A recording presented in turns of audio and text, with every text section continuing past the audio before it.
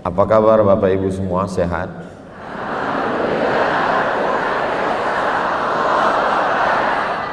Panjang sekali jawabannya. Alhamdulillahirabbil alamin. Allahumma salli ala sayyidina Muhammad wa ala ali sayyidina Muhammad. Pertemuan kita ini insyaallah mendatangkan keberkahan buat kita semua. Karena kita berada dengan orang-orang yang mulia, jauh datang dari Al-Azhar Kairo Mesir, guru besar Fadilatul Syekh Al-Ustaz Ad-Doktor Usama Al-Azhari, nafa'anallahu bi ghaziri ulumihi. Mudah-mudahan ilmunya, berkahnya melimpah buat kita semua. Ada juga guru kita Profesor Dr. Amin Rais, ada Bang Sandi yang tadi ketika diminta untuk naik ke atas, beliau memberikan mikrofonnya ke saya, dan mikrofon itu diambil panitia lagi, diganti dengan mikrofon yang lain. Banyak sekali orang-orang yang luar biasa. Ada Ustadz Fatih Karim. Tidak mengurangi rasa hormat saya, nama-nama yang tidak saya sebutkan bukan berarti saya tidak takzim, tapi karena memang saya tidak ingat. Hadirin hadirat, muslimin muslimat, mukminin mukminat yang belum kawin dan belum sunat, semuanya insyaallah dimuliakan Allah Subhanahu wa taala. Hadir juga di sini istri saya, mertua saya, Umi, kakak saya, ada papa, ada mama, semuanya mereka semua ikut berbahagia. Allah itu sangat sayang dengan bangsa Indonesia. Kalau dia lihat ada orang yang terlalu putus asa, bawaannya udah mau mati, maka dia kirim salah satu hambanya untuk membahagiakan. Maulana, Maulana, Maulana. Nggak jadi bunuh diri. Kalau dia lihat ada hambanya orang Indonesia ini yang sudah terlalu bahagia dengan dunia, dikirimnya lagu, dan lagu itu ditulis ternyata di atas pemakaman Baqi Madinah. Dan setelah dinyanyikan, saya senang sekali, tidak ada yang meninggal. Padahal di tempat lain begitu selesai langsung ada beberapa mati. Ternyata rahasianya di mana? Rahasianya dari seorang ibu yang menulis, membaca Al-Quran, dan meninggalnya pun di atas Al-Quran. Jadi yang kita lihat selama ini, pertemuan hari ini memberikan jawaban terhadap pertanyaan-pertanyaan besar yang ada di kepala saya. Bagaimana ada seorang anak bangsa Indonesia lahir dari kepalanya darah seni yang mengalir, membuat kita mengingat Allah, di saat yang sama kita menikmati lantunan suaranya. Ternyata itu dilahirkan dari seorang ibu yang cinta kepada Al-Quran. Jadi ternyata kalau ibunya cinta Quran, anaknya lahir ya begitu. Dia tidak hanya sekedar bahagia, tapi bisa membahagiakan orang lain. Lalu bagaimana dengan anak-anak yang merusak ini Pak Ustadz? Mungkin emaknya kuntilanak, nyi blorong, sundel bolong, hantu semua itu.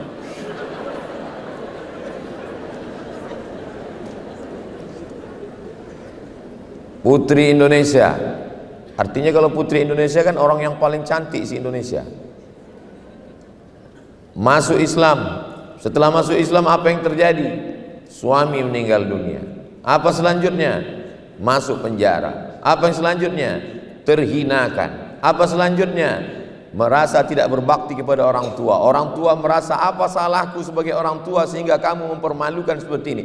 Di mana letak rahasia kekuatannya? Kenapa begitu kuat? Selama ini saya termasuk yang penasaran, apa yang membuat kuat? Hari ini saya mendapatkan jawabannya. Ternyata kekuatannya ada pada Al-Quran. Wa nunazzilu minal Quran. Kami turunkan Al-Quran ini ma huwa syifa. Al-Quran ini adalah syifa. Allah tidak mengatakan dawa. Dawa itu obat, tapi belum tentu menyembuhkan. Berapa banyak obat dari penyakit? Si Anu meninggal kenapa? Kebanyakan makan obat Pak Ustadz, mati.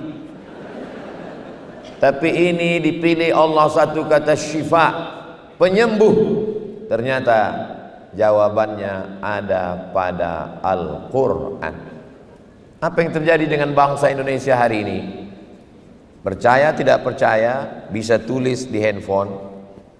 Tulis saja di Google itu buta huruf Al-Quran Indonesia, buta huruf Al-Quran di Indonesia, buta huruf Al-Quran di Indonesia.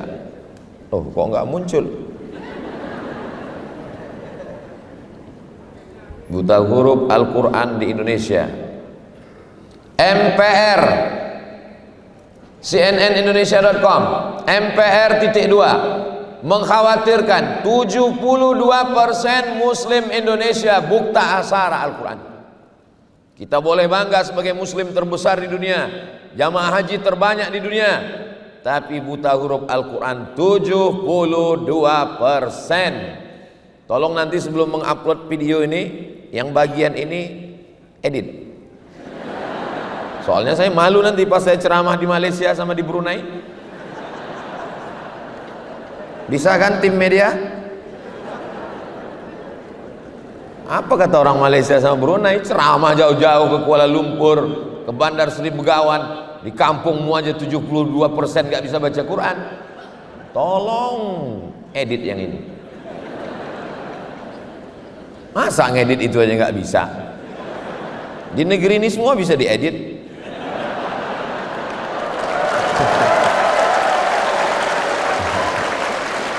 Jadi kalau kita mau kembali kejayaan Indonesia, maka kembali kepada Al-Qur'an.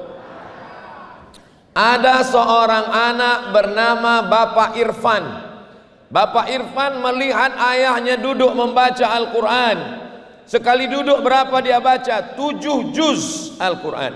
Ketika itu dia bertanya, mengapa ayah duduk lama? Hatiku terlalu ingat pada almarhumah ibumu, maka untuk menenangkan jiwaku aku membaca Al-Quran. Duduk 7 juz, gundah gulananya, risaunya, kecewanya hilang. Yang menguatkan ada Al-Quran. Ayahnya itu bernama Haji Abdul Malik Karim Amrullah, Buya Hamka. Alhamdulillah Pak Ustadz, suami saya pun setiap saya dekati dia sedang pegang handphone, tapi Quran digital. Setiap saya dekat, Quran digital. Begitu saya menjauh, game online. Apa sebenarnya yang terjadi? Mata bisa dibuat istirahat. Bagaimana cara mengistirahatkan mata? Pejamkan mata, insya Allah mata istirahat. Telinga bisa dibuat istirahat. Bagaimana mengistirahatkan telinga? Cari sumbat telinga, insya Allah telinga istirahat. Kaki mau beristirahat, bagaimana mengistirahatkan kaki? Jangan jalan, duduk di rumah, baring-baring, insya Allah istirahat. Tapi ada yang tidak bisa diistirahatkan. Apa dia? Pikiran. Pikiran tidak pernah istirahat, dia terus berpikir. Pak Ustadz, mohon maaf ya, untuk beberapa hari saya nggak bisa ikut pengajian. Kenapa? Saya mau mengistirahatkan pikiran saya. Saya mau pergi ke danau, saya mau pergi ke bukit, saya mau pergi ke laut. Akhirnya sampai ke pantai, mau istirahat. Ternyata apa yang terpikir? Tiketnya mahal, hotelnya mahal, tagihan. Dulu yang dipikirkan orang hanya anaknya, suaminya. Hari ini orang buka handphone, scroll. Yang dipikirkannya suami orang, anak orang, rumah orang. Manusia zaman sekarang ini aneh sekali. Tetangga beli kulkas, dia yang kedinginan.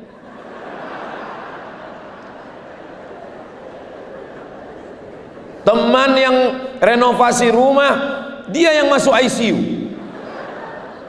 Maka pikiran inilah yang paling mengganggu manusia. Betul tidak Bapak Ibu? Banyak sekali yang mengaku. Jadi sebenarnya bagaimana cara mengistirahatkan pikiran? Alhamdulillah Pak Ustadz, saya sudah berhasil mengistirahatkan pikiran saya. Dengan apa? Saya pergi kemarin ketemu psikolog, psikiater, akhirnya dia kasih saya obat. Tenang. Alhamdulillah masalah saya hilang Pak Ustadz. Kok bisa hilang masalahnya? Dia kasih tahu, ini dimakan pagi, ini dimakan siang, ini dimakan malam, ini makan sebelum makan, ini makan setelah makan, ini makan setengah, ini makan seperempat. Bertambah beban saya Pak Ustaz. Akhirnya pergi ke rumah-rumah spiritual yang katanya kalau kita pergi ke rumah spiritual ini kita akan tenang. Begitu masuk ke dalam, mendengar suara gemericik air terjun, lalu kemudian terdengar suara kicau burung, lalu menghirup suara aroma terapi dari asap-asap, lalu kemudian pejamkan mata, tarik nafas, tarik, tahan, disuruh mengamati napas, juga tidak menyelesaikan masalah. Jadi satu-satunya cara adalah kembali kepada Al-Quran. Ambil wudhu, setelah itu sholat sunat 2 rakaat, setelah itu buka Al-Quran. A'udzu billahi minasy syaithanir rajim. Bismillahirrahmanirrahim. Yasin wal Qur'anil Hakim. Innaka laminal mursalin ala siratim mustaqim. Suaminya nanya, ngapain kamu baca Yasin terus? Persiapan untuk kamu, Pak.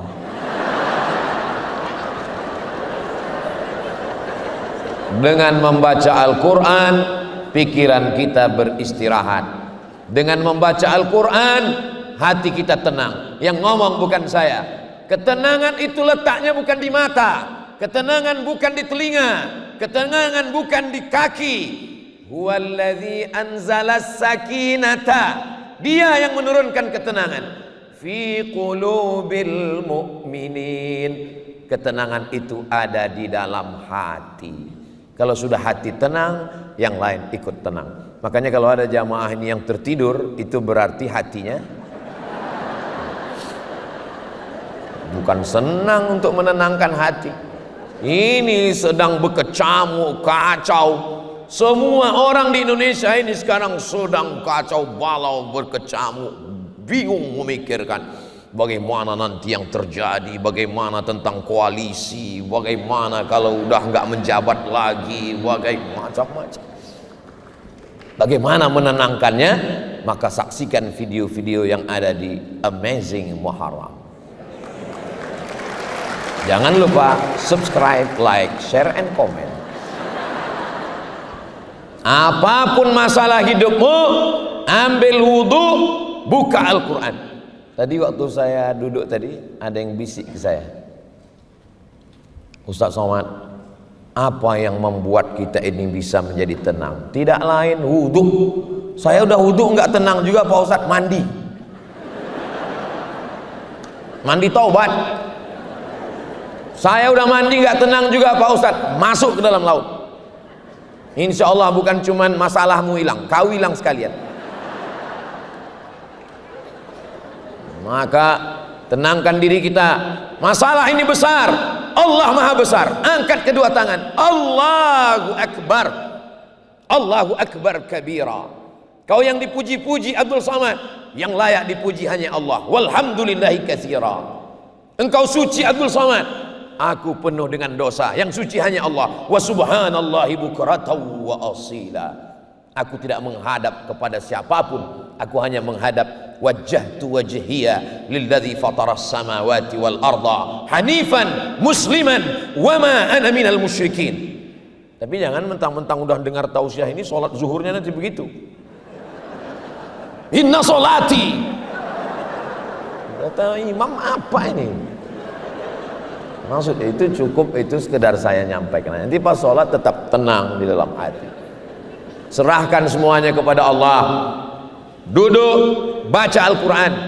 Yang selama ini memuliakan Al-Quran. Beli Quran termahal, sampulnya dari emas, disampul lagi dengan kain sutra, dimasukkan ke dalam kotak kayu jati, dipaku 4 sudut, gak pernah dibuka sampai mati. Aku nikahkan engkau dengan anakku dengan mahar seperangkat alat sholat dan kitab suci Al-Quran, gak pernah dibuka sampai mati, tunai. Apa ini? Kenapa ulama dulu mengajarkan nikah maharnya Al-Quran? Supaya Al-Quran dibaca. Yang paling afdol, paling bagus mengajarkan anak Al-Quran. Kamu berani meminang anak saya? Iya. Saya tidak minta emas, saya tidak minta perak, saya tidak minta mobil mewah, saya tidak minta rumah yang besar. Saya hanya ingin kau ajarkan anak saya Al-Quran. Siapa namamu? Nama saya Imran, Pak. Ajarkan surat Ali Imran. Panjang sekali, Pak.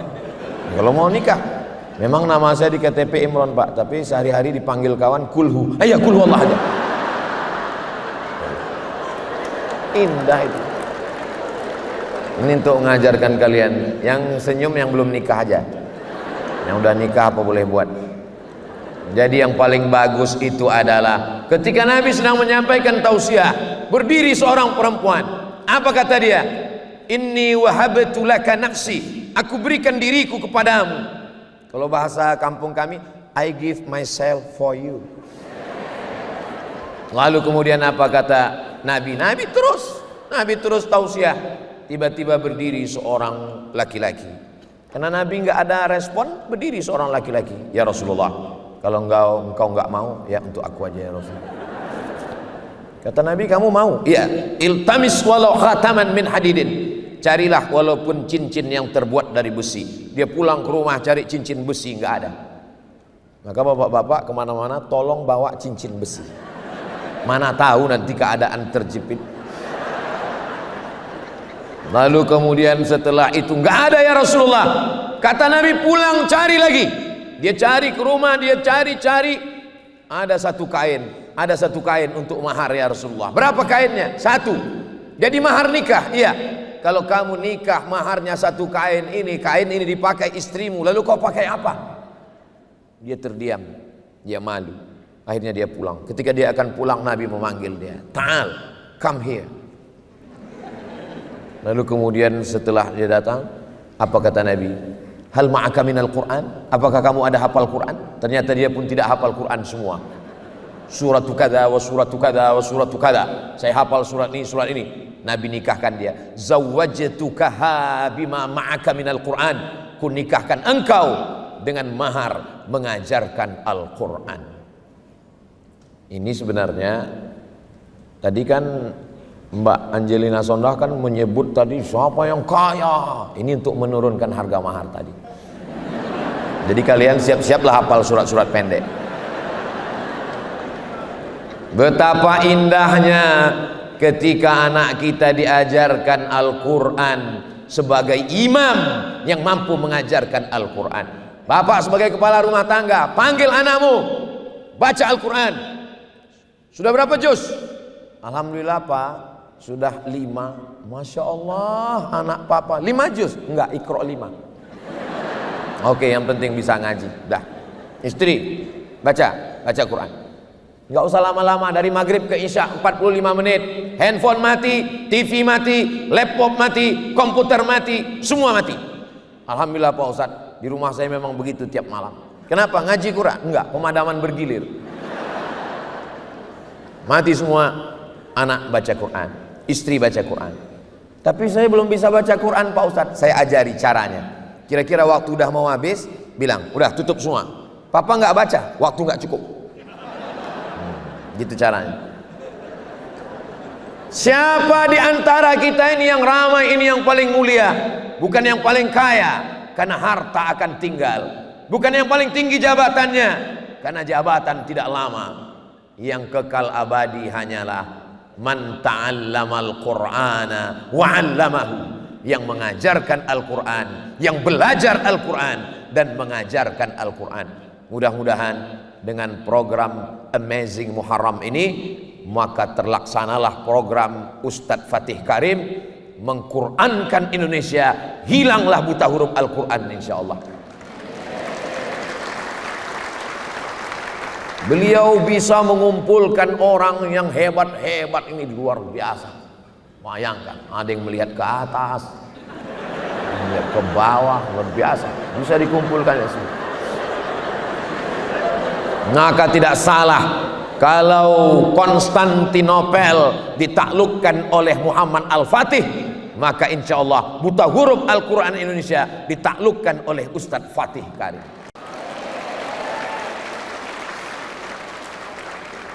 Saya di mana-mana tausiah itu 60 menit, 600 ml. Tapi di sini sudah merah habis waktu. Akhirnya saya tutup dengan pantun penutup, menangkap puyuh di Bukit Selasih. Thank you dan terima kasih. Mohon maaf atas segala kekhilafan. Wassalamualaikum warahmatullahi wabarakatuh.